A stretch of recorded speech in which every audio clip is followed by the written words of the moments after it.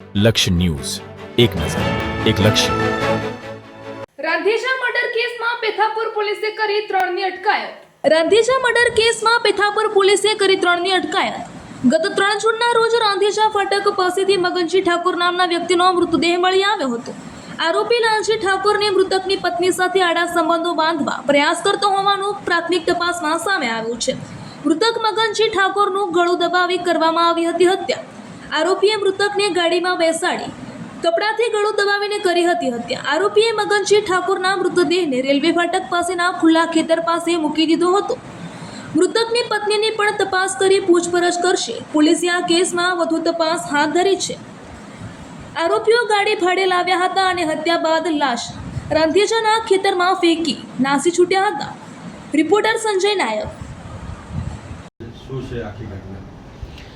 3 તારીખના રોજ સાંજના સમયે પેથાપર પોલીસને એક માહિતી મળી હતી કે રાંધેજા ગામના રેલવે ફાટક પાસે એક ખુલ્લા ખેતરમાં એક ડેડ બોડી પડી છે. ત્યાં પોલીસ તુરત જ પહોંચી હતી અને આરોપી અને ડેડ બોડીની આઈડેન્ટિફિકેશન કરતાં એનું નામ મગનજી ઠાકોર જાણવા મળ્યું હતું. એના પછી પોલીસ આરોપીની શોધખોળમાં જૂટી ગઈ હતી અને કાલે 3 આરોપી જેના નામ લાલાજી ઠાકોર, દિગ્વિજયસિંહ અને સુરેશસિંહ છે એની ધરપકડ કરવામાં આવી છે. સર, આ લોકોએ જે મર્ડર કર્યું હતું કયા કારણથી કર્યું હતું ને કેવી રીતે કર્યું? મર્ડર કરવાનું અત્યાર સુધીમાં પોલીસની તપાસમાં આ જાણવા મળ્યું છે કે આરોપી લાલાજી ઠાકોર મરણ જનાર જો છે મરણ જનારની પત્ની સાથે આડા સંબંધ બાંધવાનો પ્રયાસ કરતો હતો, જેના લીધે બોલાચાલી થઈ હતી અને 3 આરોપી જો મરણ જનાર છે એને આગળ ગાડીમાં બેસાડીને પાછળથી દુપટ્ટાથી એને ગળા દબાવીને હત્યા કરી દીધી હતી. એના પછી ડેડ બોડીને એક ખુલ્લા ખેતરમાં ફેંકી નાખી હતી. એમાં ગાડી જે છે તે ભાડા ઉપર લાવવામાં આવી હતી અને ગાંધીનગરમાં ફર્યા બાદ મંદિરના દર્શનનું કહેવામાં આવ્યું હતું, પછી આ મર્ડરને અંજામ આપ્યો છે.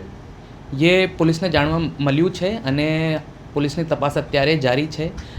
પૂરી તપાસ કરવામાં આવશે, રિકન્સ્ટ્રક્શન પણ કરવામાં આવશે અને જો 3 આરોપી છે એને રિમાન્ડની પ્રોસિજર કરવા પછી બધાના ઇન્ટ્રોગેશન પણ કરવામાં આવશે અને ફૂલ તપાસ કરીને અમે પૂરી માહિતી જણાવશું. આ મહિલાનો આની અંદર કોઈ છે હત્યાની અંદર સામેલગીરી કે નથી? અત્યાર સુધીમાં પોલીસને જાણવા નથી મળ્યું છે, પણ પોલીસ પૂરી તપાસ કરશે અને એનું પણ નિવેદન લેશે. આરોપીનો કોઈ ભૂતકાળ ઇતિહાસ છે, કોઈ ગુનાહિત ઇતિહાસ ધરાવતા હોય? અત્યાર સુધીમાં પોલીસને કોઈ ભૂતકાળ ઓર કોઈ પ્રીવિયસ ક્રિમિનલ હિસ્ટ્રી નહીં જાણવા મળી છે. સર, આ લોકો કઈ દારૂ પીવડાવીને પછી ફર્યા હતા પછી મારી નાખ્યો છે એવી કોઈ ઘટના? ये પોલીસની તપાસ અત્યારે જારી છે. પ્રાથમિક રીતે એવું કંઈ બન્યું છે એ માહિતી પોલીસ પાસે નથી.